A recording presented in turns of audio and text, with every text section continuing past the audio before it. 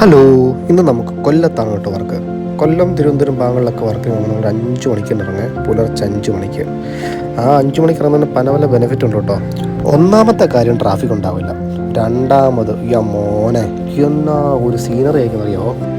6, 6:30, 7 എന്ന് പറഞ്ഞാൽ ഉണ്ടല്ലോ, ദിവാകറിന് ഒട്ടുക്കത്തെ ഗ്ലാമറായിട്ട് നിന്ന സമയമാണ്. അങ്ങനെ ദിവാകറിൻ്റെ പല ലുക്ക് കാണാൻ പറ്റിയ ടൈമാണ് കേട്ടോ.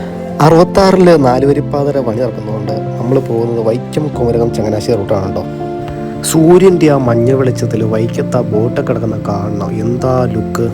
ആ കുമരകം സൈഡിലേക്ക് പോയാൽ പിന്നെ ഫുള്ള് നെൽപ്പാടമാണ്. പിന്നെ കിളികളുടെ സൗണ്ടും നെൽക്കതിരും കണ്ടു ഒരേ യാത്ര. കൊല്ലത്ത് നമ്മുടെ വർക്ക് പ്ലേസ് ജയൻ്റെ നാട്ടിലാണ് കേട്ടോ. ജയൻ്റെ ഒരു അടിപൊളി സ്റ്റാച്ചു വരെ ഉണ്ടാക്കി വെച്ചിട്ടുണ്ട്.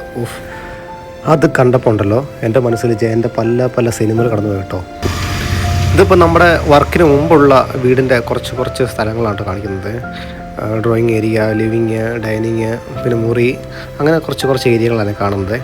ഇതിപ്പം ഈ കാണുന്ന എല്ലാം നമ്മുടെ വർക്ക് കഴിയുമ്പോൾ എങ്ങനെയാണെന്ന് നോക്കി കേട്ടോ. ഈ മുറി നോക്കി വെച്ചോ, ഇത് ഞാൻ ലാസ്റ്റ് കാണിച്ചു തരാവേ. അങ്ങനെ നമ്മൾ വർക്കൊക്കെ സ്റ്റാർട്ട് ചെയ്തിട്ടുണ്ട്. കൂടുതൽ നമ്മൾ പ്രീമിയം എക്യുപ്മെൻറ്റ്സ് ആണ് കേട്ടോ നമ്മൾ വർക്കിനായിട്ട് ഉപയോഗിക്കുന്നത്. അങ്ങനെ നമ്മുടെ വർക്കൊക്കെ കഴിഞ്ഞപ്പം ആദ്യം കണ്ട ഡ്രോയിങ് റൂമിൻ്റെ ലുക്ക് ഇതാണ് കേട്ടോ. ഇവിടെ ഒരു പ്രീമിയം ലുക്കിന് വേണ്ടി ഷിയർ ക്ലോത്ത് കൊണ്ടുള്ള റിപ്പിളാണ് കേട്ടോ നമ്മൾ സജസ്റ്റ് ചെയ്തിരുന്നത്.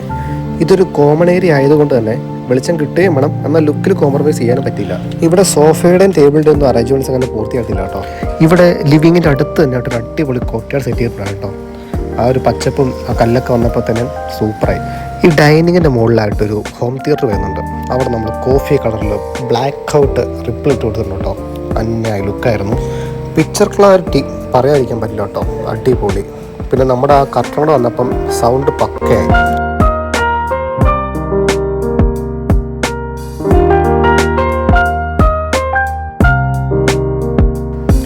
ഇവിടെയും സോഫയും ബാക്കി കാര്യങ്ങളൊക്കെ അറേഞ്ച് ചെയ്യുന്നുള്ളൂ കേട്ടോ.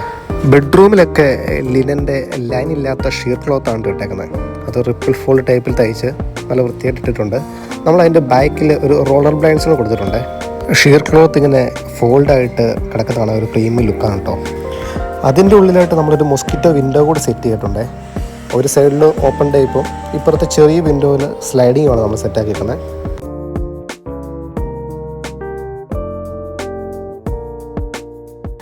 ആ വുഡൻ കട്ടറിലൂടെ കളറുമായി ചേർന്ന് പോകാൻ വേണ്ടി നമ്മൾ എക്സ്ട്രാ പൗഡർ കോട്ട് ചെയ്തെടുത്താണ് കേട്ടോ ആ സെക്ഷൻ്റെ കളറ്. അതുകൊണ്ട് തന്നെ ആ വുഡുമായിട്ട് മാച്ച് ചെയ്ത് നല്ല ഭംഗിയായിട്ട് ഇരിപ്പുണ്ട്.